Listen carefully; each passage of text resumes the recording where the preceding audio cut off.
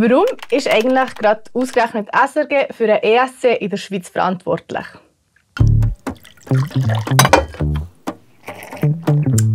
Dieses Jahr findet der Eurovision Song Contest in Basel statt. Es ist einer der grössten Musikwettbewerbe auf der ganzen Welt. Es ist also ein ziemlich grosses Aufgebot, es gibt viel zu organisieren, es ist auch nicht gratis.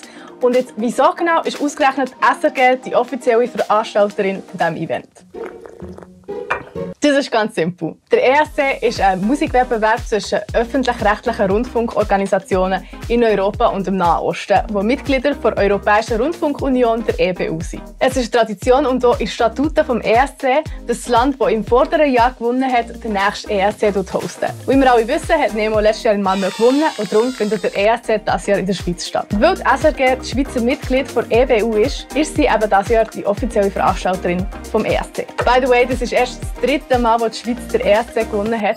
Und das letzte Mal, wo der ESC in der Schweiz stattgefunden hat, ist nach 1988, wo Céline Dion für die Schweiz abgeräumt hat. It's been a while, my friends. Und die Schweiz hat in den letzten paar Jahren als Teilnehmerin an dieser Unterhaltungsshow nicht so viel mitorganisieren und darum ist es auch nur fair, dass jetzt die Schweiz wieder mal dran ist. Der ESC ist zwar eine riesige Sache, aber bevor du durchdrehst, wegen Sparen und so. Der SRG muss ja zum Glück die ganzen Kosten nicht allein zahlen. Die werden nämlich geteilt zwischen der SRG, den Mitgliedern von EBU und der Gaststadt Basel, die die Hälfte davon übernimmt. Und natürlich die von diesem Event auch wieder sehr profitieren. Hast du noch andere Fragen zum ESC? Schreib sie in die Kommentare.